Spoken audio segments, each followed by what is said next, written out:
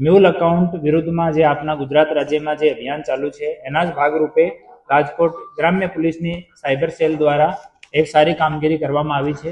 એમાં અમુક mule accounts જો હતા એની તપાસ અમે લોકો શરૂ કરી હતી અને આમાં 6 જેટલા આરોપી પહેલા અટક કરવામાં આવ્યા હતા.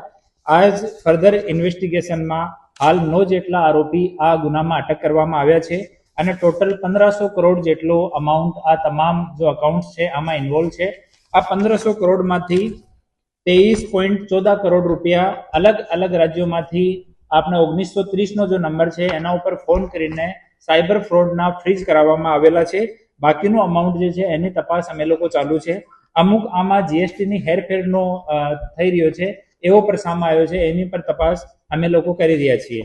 હાલ જે આરોપીઓ અટક કરવામાં આવ્યા છે એમાંથી મનીષ કમાણી આ એપીએમસી અકાઉન્ટ હોલ્ડર છે. જય નાદપરા એનો પણ એપીએમસી વાળો અકાઉન્ટ છે. મિહિર રંગાણી એનો એપીએમસી અકાઉન્ટ છે અને આ હેરાફેરી કરતો હતો. મોહમ્મદ આદિલુદ્દીન ઓ તેલંગાનાથી અમે લોકો અરેસ્ટ કર્યો છે.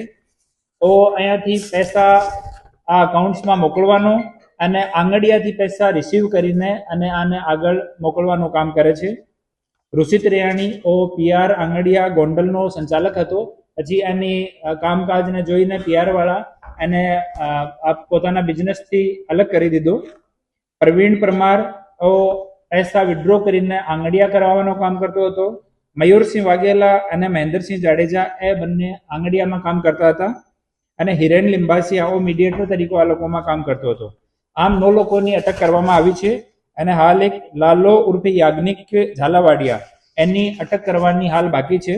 આ કેસમાં ટોટલ 180 આ તમામ અકાઉન્ટ્સ ઉપર 180 જેટલી 1930ની ફરિયાદ છે, જેમાંથી 21 ફરિયાદ આપણા ગુજરાત રાજ્યમાંથી થયેલી છે, જેમાં 2.94 CR જેટલો અમાઉન્ટ આમાં ઇન્વોલ્વ છે અને ટોટલ જો ફરિયાદ છે આ અકાઉન્ટ્સ ઉપર એમાં 23.14 કરોડ જેટલો અમાઉન્ટ છે ઇન્વોલ્વ છે અને આગળની તપાસ ચાલુ છે. જો તેલંગાનાથી આદિલુદ્દીન મોહમ્મદ ઉર્ફે આદિલને અટક કર્યો છે. એના ઉપર થોડા દિવસ પહેલા ડીજીસીઆઈની કાર્યવાહી પણ થયેલી છે અને થોડા દિવસો જેલમાં પણ રહેલો હતો. આમાં આદિલુદ્દીન મોહમ્મદ છે એનું કામ હતું કે આ સાયબર અને જીએસટી બંને ફ્રોડમાં માણસ ઇન્વોલ્વ છે અને ત્યાંથી આપણા જો એપીએમસીના જો અહીંયાથી એ લોકો અકાઉન્ટ હાયર કર્યા હતા આ અકાઉન્ટ્સમાં પૈસા નાખતો હતો. પછી અહીંયાથી એ બીજા લોકો જો મીડિયેટર છે પૈસાને વિડ્રો કરીને આંગડિયા મારફતે પોતાનું કમિશન કાપીને અને બીજા મિહિરભાઈ રાંગાણી અને હિરેનભાઈ આ બંને જો છે એનો વચ્ચેનો મીડિયેટર તરીકે લોકોનો રોલ છે અને એકબીજા સાથે લોકોને સંકલન કરાતા હતા અને એનો પણ 1 લાખ ઉપર જો 300-400 રૂપિયાનો કમિશન છે એ જ લોકોને મળતો. તો એકચ્યુઅલી એનો ઇન્ટર સ્ટેટ આ રેકેટ છે તમામ લોકોનો. અને આમાં 2-3 હાલ સુધીમાં 2-3 વસ્તુ અમારી સામે આવી છે. એક સાયબર ફ્રોડના પૈસા છે, આમાં એક ગેમિંગ ફ્રોડના પૈસા છે અને એક જીએસટી ફ્રોડના પૈસા છે. તો એ લોકો અકાઉન્ટ યુઝ એવી જગ્યા કરતા હતા જ્યાં ટેક્સેશન ઓથોરિટીઝની નજર ઓછામાં ઓછી પડે. તો આપણે એપીએમસીના અકાઉન્ટ્સ એ લોકો એના માટે ટાર્ગેટ કર્યા કે એપીએમસીના અકાઉન્ટ ઉપર જીએસટી કાપવાની કે ટીડીએસ કાપવાનો રહેતો નથી. તો એના માટે એ લોકો એપીએમસી અકાઉન્ટ્સને ટાર્ગેટ કર્યા હતા. અહીંયા એ લોકો એ અકાઉન્ટ્સને હાયર કરીને ઓપરેટ કરતા હતા. આમાં આદિલ પોતાના ઘરેથી જ ઓપરેટ કરતો હતો.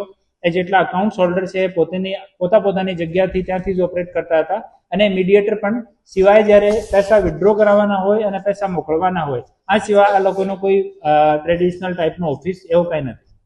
આમાં જો લોકો પણ અકાઉન્ટ્સ ભાડે આપે છે, જ્યારે પણ સાયબર ફ્રોડ થાય તો સૌથી પહેલા ડિટેલ અકાઉન્ટ હોલ્ડરની નીકળે છે અને પહેલો અક્યુઝ કોઈ બને છે તો આમાં અકાઉન્ટ હોલ્ડર બને છે.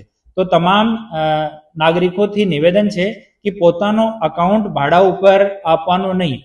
ગુનાહિત પ્રવૃત્તિમાં એ લોકો આપને એફઆઈઆરમાં આપણું નામ આવશે, અપરાધી તરીકે આપનું નામ આવશે અને આપના વિરુદ્ધમાં કાયદાકીય કાર્યવાહી થશે. તો કોઈ પણ સંજોગોમાં જે માણસ જે પણ કહેતો હોય કે અમારે એન્ટ્રી કરાવવાની છે, જીએસટી કરાવવાની છે કે અકાઉન્ટમાં અમુક પૈસા નાખીને પછી ઉપાડી લેવાના છે, કોઈ પણ સંજોગોમાં પોતાનો અકાઉન્ટ બીજા માણસને યુઝ કરવા દેવાનો નહીં. અને અમુક આદિલના ટ્રાન્ઝેક્શનમાં મોટી સંખ્યામાં આદિલના અકાઉન્ટ્સમાં ટ્રાન્ઝેક્શન મળ્યા છે. તો આમાં અમે જોઈ રહ્યા છીએ અમુક કંપનીઓ તરફથી આદિલને પૈસા અને ડેબિટ પણ થયેલા છે ને ક્રેડિટ પણ થયેલા છે.